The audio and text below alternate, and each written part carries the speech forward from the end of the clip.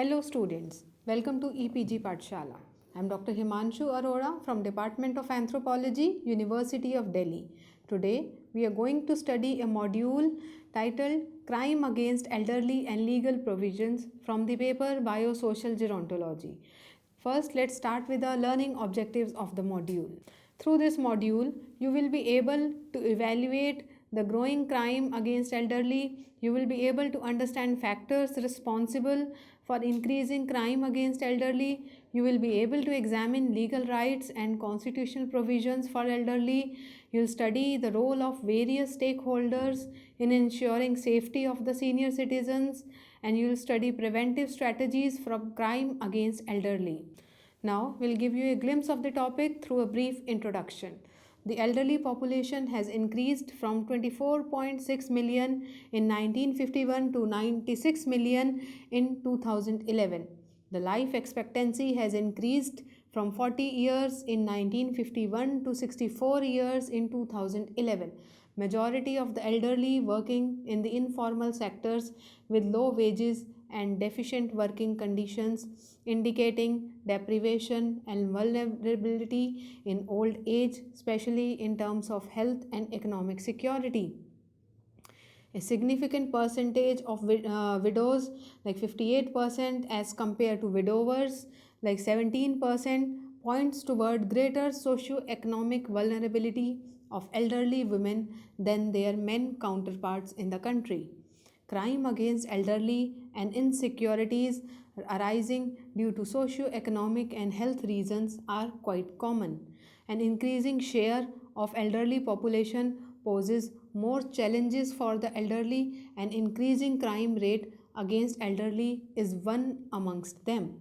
The elderly constitute a vulnerable group and are easy targets for the criminals, resulting in an increasing number of crimes against the elderly. Increasing feminization of aging population, widowhood, faster growth of elderly population, migration, modernization, dwindling joint family, poor public health, hygiene, and poor socio-economic security sets an increasing demands for old age care in India. Now, we'll talk about crime against elderly. Elderly people are likely to face both neglect and violence. Neglect is an act of omission, and violence constitutes an act of commission or perpetration. Elder abuse is generally categorized as physical abuse, psychological or emotional abuse, financial abuse, and sexual abuse. Physical abuse could be pain or injury, physical coercion or physical or drug induced restraint. Psychological abuse is the outcome of mental anguish. Financial abuse is the illegal or improper exploitation or use of funds or resources of the older person, and sexual abuse is non consensual sexual contact of any kind with the older person. The group for Economic and Social Studies categorized different types of crime committed against the elderly as crime against the body, crime against the property, like dacoity, robbery, burglary, and theft, and economic crime like cheating, criminal breach of trust. Most of the crimes against elderly are never reported or underreported. However, in all communities and across all sections of the society, it is on rise. In India, many evidences of an increasing crime and violence against elderly, especially in the metropolitan cities, have been reported. Elderly becomes victims of grievous hurt, murder, abuse, etc. by neighbors, family members, and their own domestic help. According to the National Crime Records Bureau's report 2010, in India, 32,496 elderly have been murdered, and 5,836 cases of not amounting to murder and kidnapping were reported during the year 2001 to 2010. Different kinds of elder abuse cases were reported by a study conducted by HelpAge India. This study reported that most of the elderly are abused verbally, followed by physical abuse, emotional abuse, economic abuse, and being neglected by the family and society. Crime against elderly has been featured in many daily newspapers at regular interval that include issues like robbery followed by murder, attempt to murder, causing severe injuries, etc. Some of these crimes are not reported as well due to lack of detailed database in official compilations, which points to insufficient focus on the issue. There is a sharp increase in crime rates against elderly from 7.6% in 2003 to 8.8% in 2007 at the national level. The crime rate for mega cities has also increased in 2007 as compared to that in 2006, that is, which is an increase of 13% in just 1 year, with more female victims as compared to the males. The cases of crime against elderly are reported more in urban areas, that is 77%, than rural areas, which has 22%. Majority of the crimes are committed during the daytime, and majority of the victims belong to the age group of 61 to 65 years. The incidents of murder are high than any other types of crimes and prevalent in both urban and rural areas. Senior citizens often become victims of the crime and mistreatment committed by their domestic help, members of their families, and relatives. There is very limited database in India regarding the incidence and rate of elder abuse and neglect.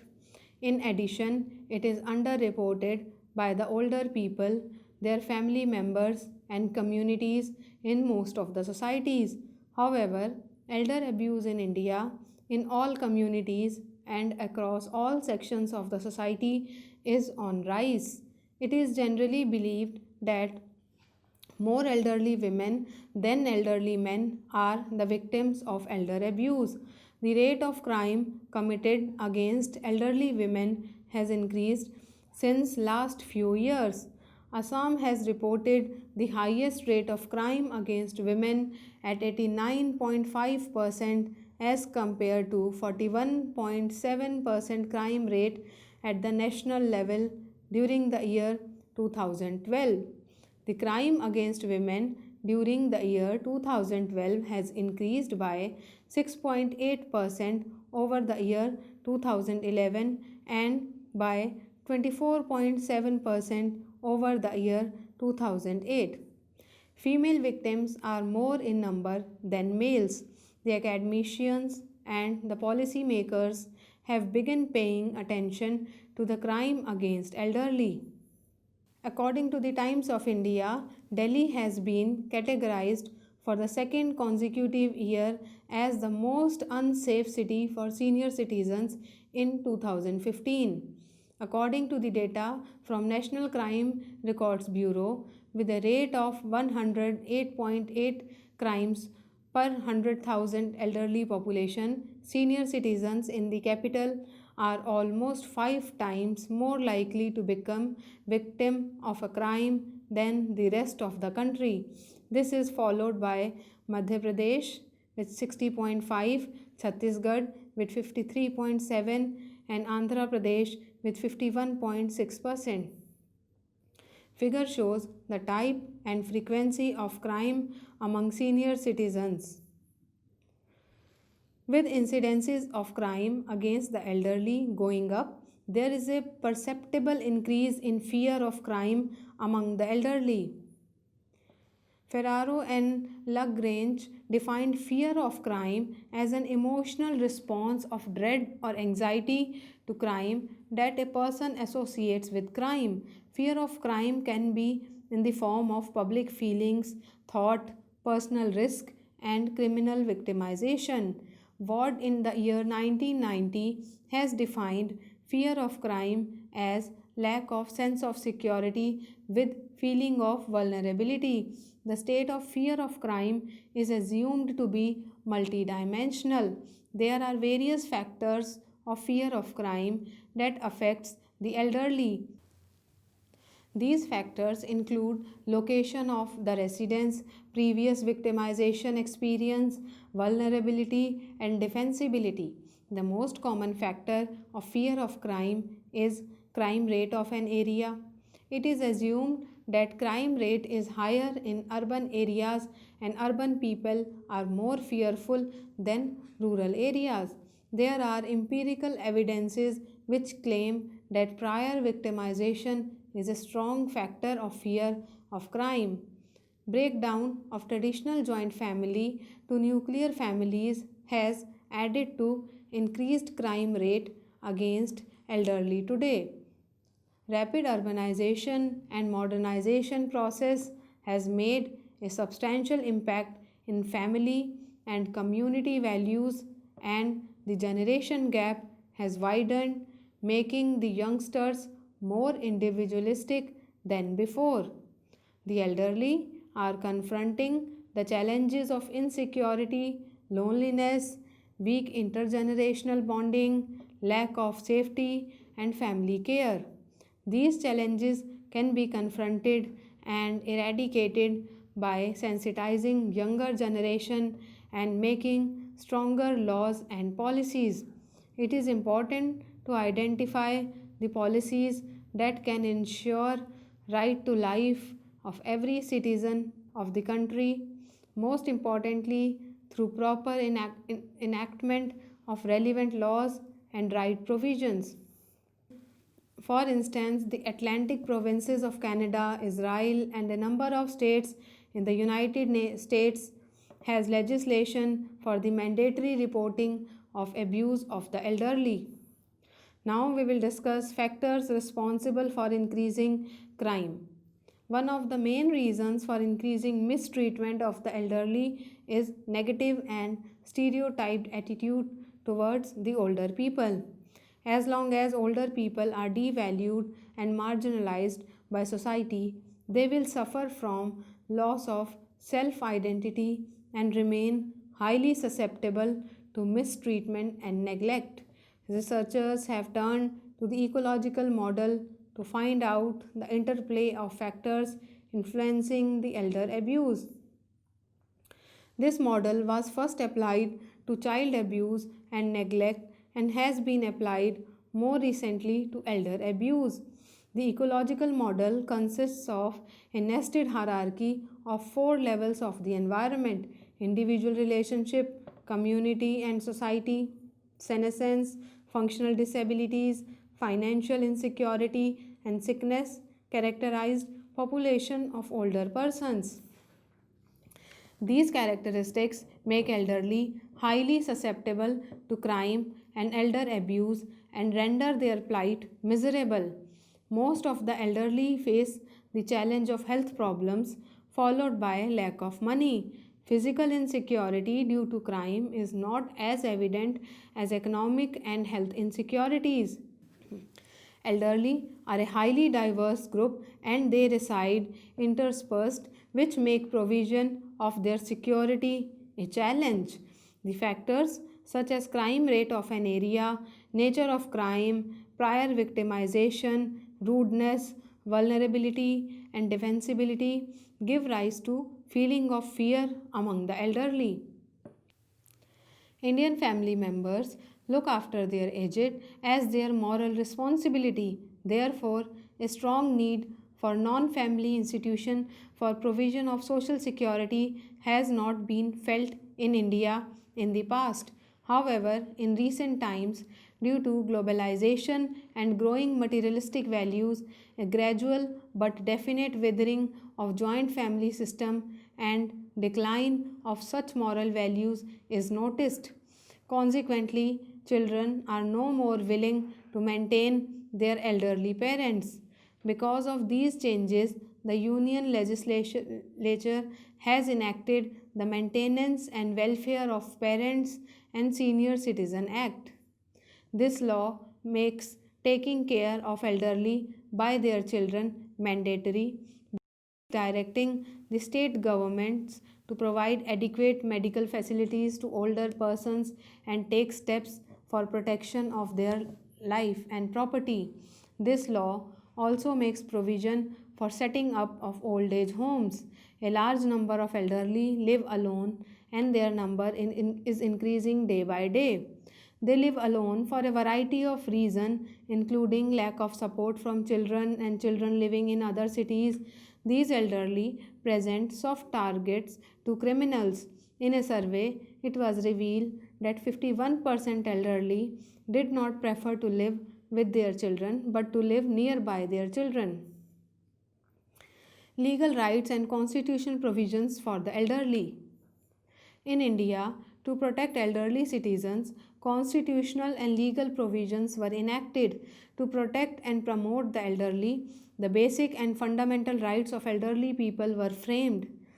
Some of the basic fundamental rights of the elderly are right to security, right to health care, right to an adequate standard of living, right to non discrimination, right to participation, and right to be free from torture or cruel, inhuman, or degrading treatment. In the Indian Constitution, the directive principle under Article 41 provide a broad framework for action on aging. Some of the principles are: older persons should have the opportunity to work and determine when to leave the workforce. Older persons should remain integrated in society and participate actively in the formulation of policies which affect their well being. Older persons should have access to health care to help them maintain the optimal level of their physical, mental, and emotional well being.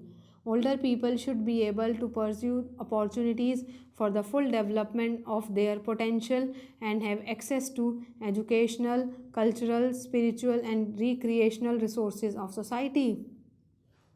Older persons should be able to live in dignity and security and should be free from mistreatment, mental, and physical abuse. The Apex Court stated that the state cannot be compelled by the courts to carry out any directive. The entry 24 of concurrent list of 7th schedule is also directly related to welfare of elderly persons. This provision empowers to both the government, that is the central government and the state government, to enact laws and policies for the welfare of elderly. Further, sections 125 to 128 of Criminal Procedure Code 1973 is enacted to provide maintenance against those persons who neglect or refuse to maintain their dependent wives, children, and parents who were unable to maintain himself or herself. The daughter, whether married or unmarried, is also liable to maintain her parents under Section 125 of CPC. Legal protection under personal laws has recognized the maintenance of parents as the moral duty. However, the position and extent of such liability vary from community to community. The statutory provision for maintenance of parents under the Hindu personal law is contained in Section 20 of the Hindu Adoption and Maintenance Act 1956. This act is the first personal law statute in India which imposes an obligation on the children to maintain their parents who are financially unable to maintain themselves. Children are under legal obligation to maintain their aged and infirm patients. According to Section 3 of Act, maintenance includes in all cases provision for food, clothing, residence, and medical attendance and treatment. In case of more than one child, the elderly are entitled for their maintenance from anyone or all. Children have a duty to maintain their aged parents even under the Muslim law. The parents have the right of maintenance from their children and grandchildren who have the means, even if they are able to earn their livelihood. The Christians and Parsis have no personal laws providing for maintenance for the parents. Parents who wish to seek maintenance have to apply under the provisions of the Criminal Procedure Code. The provisions for maintenance of parents is introduced for the first time in 1973, inserting in section 125 the Code of Criminal Procedure. It is a secular law that governs persons belonging to all religion and communities. Daughters, including married daughters, also have a duty to maintain their parents.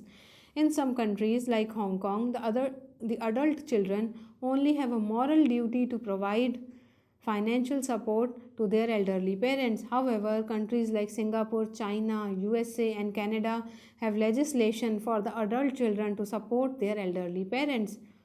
The filial responsibility may best be encouraged by incentive schemes and community support services. However, police also face problems in enforcing security measures, like senior citizens do not provide details of their domestic helps and tenants for verification, insist on seeking redress from police of problems relating to other departments or civic agencies. Many of elderly want their problems redressed without any action against their tormentors, such as children or relatives or domestic helps, and their casualness or forgetfulness towards safety and security advisories. Preventive strategies for crime against elderly. Crime prevention programs which relate to older people generally fall into two categories, that is, situational crime prevention and community crime prevention.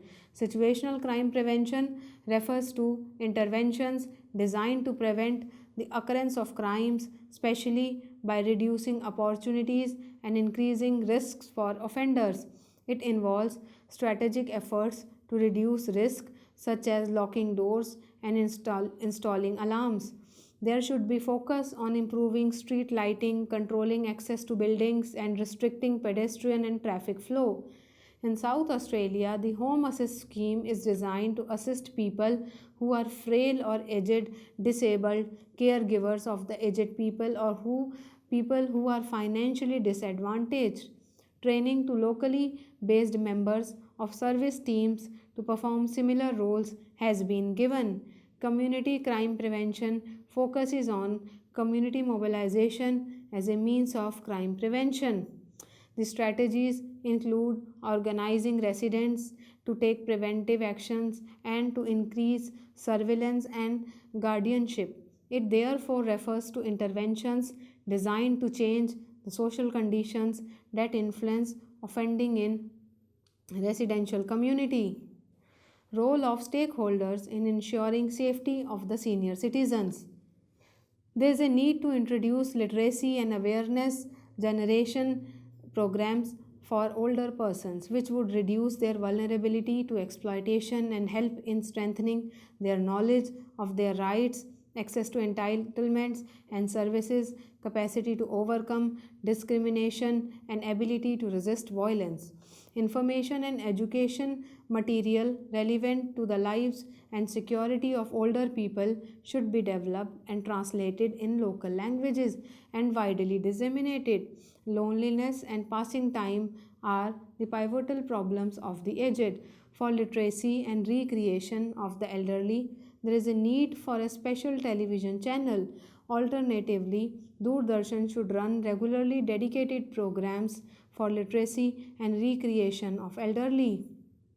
Delhi has a fairly comprehensive and formal action plan for providing protection and security to its senior citizens, which includes senior citizen security cells, senior citizen toll-free helplines, registration with police of senior citizens living alone, vigilance in relation to them through sensitized beat patrols, police patrol vans and volunteers from local communities enrolled as special police officers, special drives for verification of antecedents of servants, drivers, and other domestic helps, as also of tenants, sensitization of people or resident welfare association regarding safety measures, counseling of senior citizens, mobilization of members of public and NGOs or voluntary organizations for providing emotional support to lonely citizens, and encouraging setting up of senior citizens organization.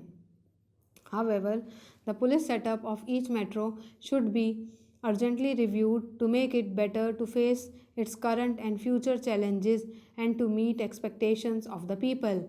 This will automatically improve security for all, including elderly. Police should maintain and regularly update database about elderly and obtain feedback about security arrangement in force for elderly. Police personnel should also be given training in dealing with and taking care of elderly. Investigations and trials of criminal cases in which senior citizens are victims, as also trials of civil cases in which senior citizens are involved, should be fast tracked. Police personnel and members of police who help in prevention and detection of crime against elderly should be adequately rewarded. National Crime Record Bureau should publish statistics relating to crime against elderly and elder abuse as a part of its annual publication. Sustained multi-dimensional research and data gathering on problems of elderly and old age that would help in devising and implementing cost-effective measures for well-being and protection of elderly and provision of old age security should be undertaken and generously funded by central government. Though there are clear symptoms of collapsing of traditional support system for elderly, national policy on old persons assumes that social security role of family is continuing. It is high time for modifying this assumption and making efforts through public private participation for putting in place affordable institutional arrangements for protection and care of non destitute elderly. Incentives may also be considered for families and institutions who are willing to maintain senior citizens.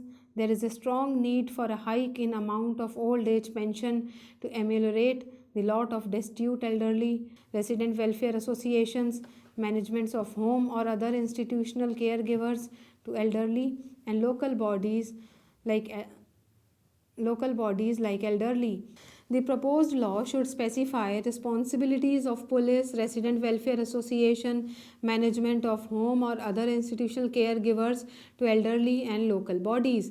This law should provide for stern punishments for convicts in case of crime against older persons, as also for regulation and inspection of old age homes. The Motor Vehicle Act may be amended to reduce the mobility risk for older persons. School curricula should include material that includes sensitivity and values which promote proper attitude for care and respect for elderly and develop skills for giving care and emotional support for elderly. The resident welfare association should arrange for better local area security, both physical and manual. They should regulate entry of outsiders, including casual workers, vendors, and tradesmen, in their premises more effectively. They should play active role in resolving minor problems of the senior citizens.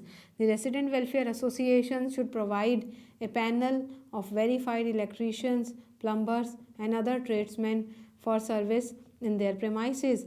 They should have arrangements with registered firms or placement agencies for providing reliable domestic help to houses in their premises. The resident welfare associations, NGOs, youth clubs, and women groups should help senior citizens to organize their own groups or organizations involving persons from different walks of life like doctors, lawyers, security experts, etc., so that their expertise can be of use to them in solving their problems mutually. The resident welfare associations, NGOs, youth clubs, and women groups should help senior citizens to organize their own groups or organizations involving persons from different walks of life like doctors, lawyers, security experts, etc., so that their expertise can be of use to them in solving their problem mutually. We will summarize what we have studied till now. The elderly constitute a vulnerable group and are easy targets for criminals, resulting in an increasing number of crimes against them. Different kinds of elder abuse cases have been reported by some of the national level studies. Most of the elderly are abused verbally, followed by physical abuse, emotional abuse, economical abuse, and being neglected by the family and society. Crime against elderly has been featured in many daily newspapers at regular intervals. The cases of crime against elderly are reported more in urban areas than in rural one. There is a very limited database in India regarding the incidence and rate of elder abuse and neglect. In addition, such abusive acts are underreported by the older people, their family members, and community in most of the societies. Main reasons for increasing mistreatment of the elderly are negative and stereotyped attitude towards them. The Vienna International Plan of Action has urged governments throughout the world to explore alternative approach for the care of the elderly with a view not only to alleviate problems but to contribute positively to the well-being of the elderly, their families as well community. The problem of elder abuse cannot be properly solved if the essential needs of older people like for food, shelter, security and access to health care are not met. The nations of the world must create an environment in which aging is accepted as a natural part of their life cycle, where anti aging attitudes are discouraged, where older people are given the right to live in dignity, which is free of abuse and exploitation, and are given opportunities to participate fully in educational, cultural, spiritual, and economic activities. Neither the community nor the family alone would be able to provide a harmonious atmosphere to the elderly, and when the economic pressure increases on each one of these institutions in future, we may have to witness hundreds of thousands of elderly left out in streets. Hence long term plans are the need of the hour. Thank you.